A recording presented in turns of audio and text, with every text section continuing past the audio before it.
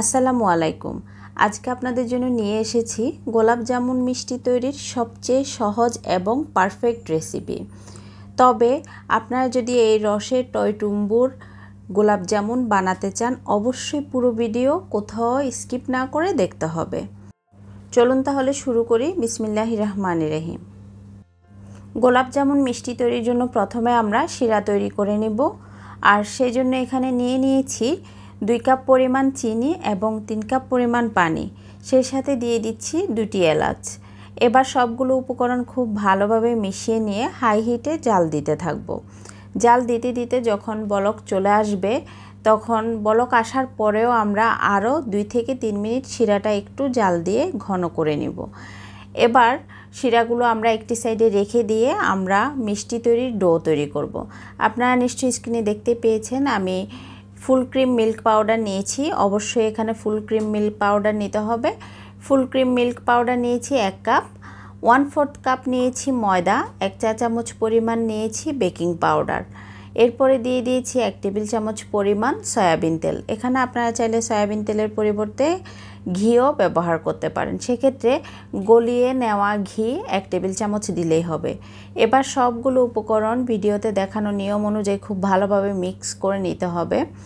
এবং 1/4 কাপ পানি নিয়েছি আমি। 1/4 কাপ পানি দিয়ে এবার ডোটা আমি খুব ভালোভাবে একটু মেখে নিব।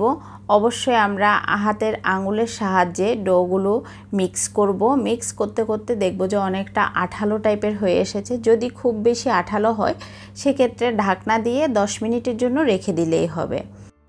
যখন দেখবেন ডোটা মেখে নিতে নিতে আঠালো ভাব দূর হয়ে একটি পারফেক্ট ডোতে পরিণত হয়েছে, যেটা আপনি মুঠো করলে খুব সুন্দরভাবে মুঠো হয়ে যাচ্ছে, এবং আপনি যখন রাউন্ড করবেন, রাউন্ড করার সময় এটা হাতে লেগে থাকছে না এবং খুব সুন্দরভাবে এটা রাউন্ড করা যাচ্ছে, তখন সবগুলো মিষ্টির বল এভাবে মসৃণভাবে তৈরি করে নিতে হবে। অফ স্ক্রিনে আমি মিষ্টির সবগুলো বল তৈরি করে নিয়েছি। এবার ভেজে নেওয়ার পালা। এখানে আমি পরিমাণ মতো তেল নিয়েছি। এমনভাবে তেল নিতে হবে যাতে মিষ্টির বলগুলো তেলের মাঝে ডুবে থাকে। প্রথমে একেবারে লো হিটে তেলগুলো কুসুম গরম থাকা অবস্থায় আমরা মিষ্টির বলগুলো ছেড়ে দিব। যখন আস্তে আস্তে তেল গরম হবে, সেই সাথে মিষ্টির বলগুলোও কিন্তু পাতিলের নিচ থেকে তেলের উপরে ভেসে আসবে এবং আস্তে আস্তে ফুলতে থাকবে। মিষ্টিগুলো তখন নাড়াচাড়া করার কোনো প্রয়োজন নেই প্রথম পর্যায়ে। যেহেতু প্রথম পর্যায়ে মিষ্টিগুলো একেবারে নরম থাকে, তখন আমরা নাড়াচাড়া করব না। যখন ভেসে উঠে মিষ্টিগুলো একটু ব্রাউন কালার হয়ে আসবে, তখন অনবরত নেড়ে চেড়ে মিষ্টিগুলো যাতে সব দিকে সমানভাবে কালার হয়, তখন এভাবেই আমরা মিষ্টিগুলো ভেজে নিব। মিষ্টিগুলো যখন নাড়াচাড়া করে ভেজে নিব, তখন চুলার হিট লো থেকে মিডিয়াম করে দিব। এভাবে ভাজতে ভাজতে যখন দেখব একেবারে গোল্ডেন ব্রাউন কালার হয়েছে, তখন মিষ্টিগুলো তেল থেকে উঠিয়ে আমরা দিয়ে দিব কুসুম গরম শিরার মাঝে।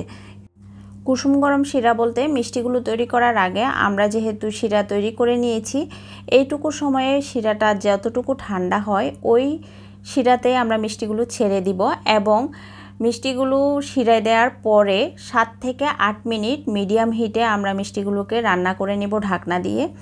ঢাকনা দিয়ে রান্না করার পরে আমি সারা রাতের জন্য মিষ্টিগুলো এভাবেই শিরায় ভিজিয়ে রেখেছিলাম এবং পরের দিন সকালে আপনারা দেখতেই পাচ্ছেন মিষ্টিগুলো কতটা সুন্দর হয়েছে এবং শিরা খেয়ে মিষ্টিগুলো কিন্তু ফুলে একেবারে টইটুম্বুর হয়ে আছে। এখানে বেঁচে যাওয়া শিরা, এই শিরাগুলো আমি ফেলে দিব না, এগুলো দিয়ে আপনাদেরকে একটি পায়েসের রেসিপি করে দেখাবো। এখন অনেকে বলতে পারেন এতগুলো শিরা তৈরি করাতে শিরাগুলো নষ্ট হয়েছে। একদমই না, শিরাগুলো পরবর্তীতে আপনারা যে কোনোভাবে আবার খেয়ে ফেলতে পারবেন।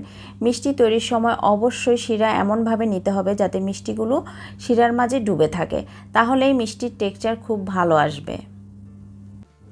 মিষ্টিগুলো দেখে আপনারা বুঝতেই পারছেন কতটা সফট হয়েছে এবং মিষ্টির ভেতরটাও দেখুন কতটা সুন্দরভাবে রসালো হয়েছে।